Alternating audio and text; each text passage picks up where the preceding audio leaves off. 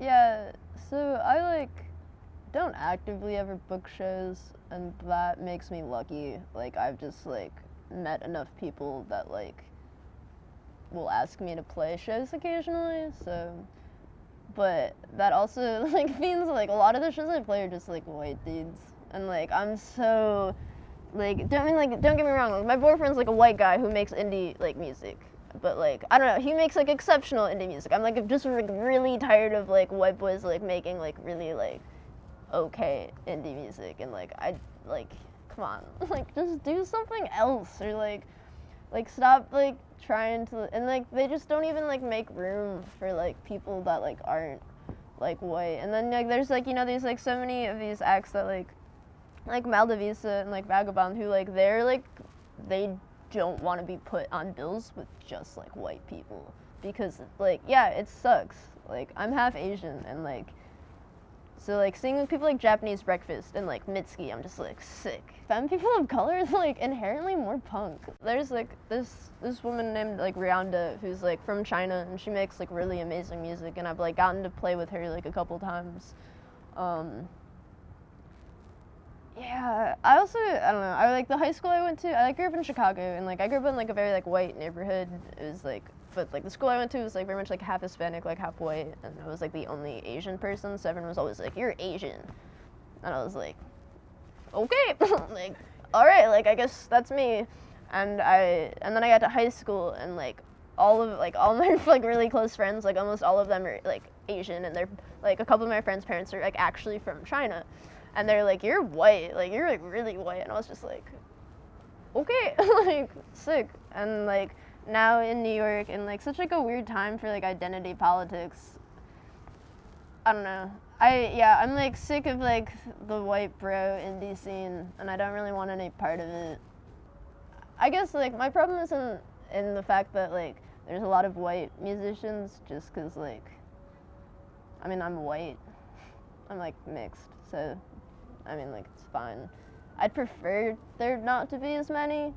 I mean I guess not lessen the amount, but just create spaces and room for artists that don't look like everyone else, just because it's 2017.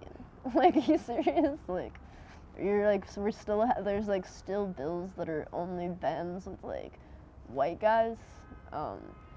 Yeah, the indie scene, honestly, it's I work a lot of hardcore punk shows, and almost all of them, every single band is just a bunch of aggressive I'm an anarchist white guy. And it's you're not punk, you just wear a lot of black.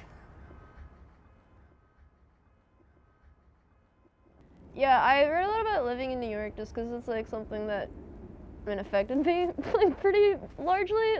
I moved here, and it's I don't know. I didn't move. I've never moved in my entire life until I moved to New York. I grew up in the same house. I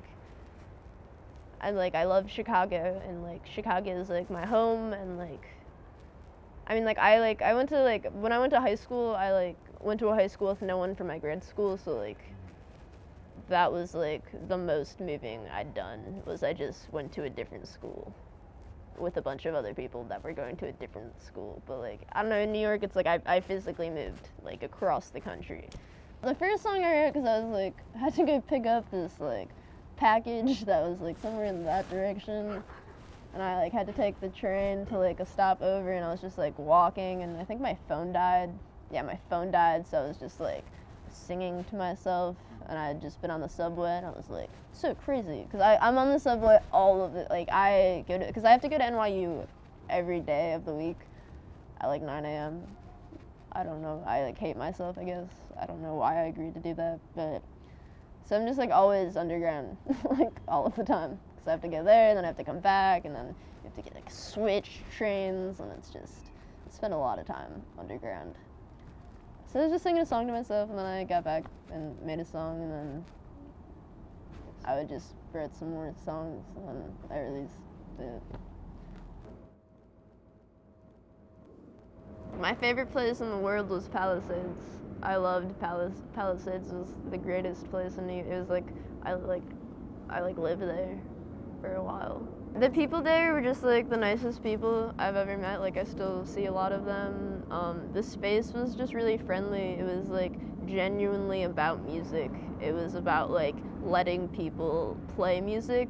Like it didn't matter who you were, like who you knew, like what kind of music you made. Like there's like room for everyone at Palisades. My friend Gabby, who like actually goes to Columbia University now, she like had taken me to my first DIY shows in Chicago. So she took me to Palisades like when I was here for like just like one night, and it was a really bad show actually. My first impression of Palisades was like, wow, this place sucks. In reality, it was just a bad night.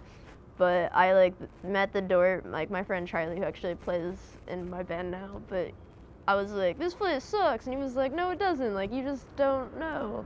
And I was like, okay, well, like let me like book you a show in Chicago, and I'll show you like what real DIY is like. And he was like, fine. And I was like, also, could I just like come here for free if I book you in Chicago? And he was like, yeah. And I was like, all right. So I booked him in Chicago, and then like I ended up going to Palisades a lot just because like kids at NYU scared me. I was like terrified of them. Like I couldn't socialize. So I just like at Palisades all the time, and then I met like other people that worked at Palisades, and then I like ended up like interning for Ad Hoc, like which is like a booking agency. They have like this magazine too. I like interned for them. I still don't really know what they do, like what their title is, but and so then I was just like meeting like a lot of people that were like in the scene, and I was like chill. The DIY scene in Chicago is like all of like I just became like very close to a lot of people there in like my final summer before I left. They're just like some of the best people and like artists that I've ever met in my life.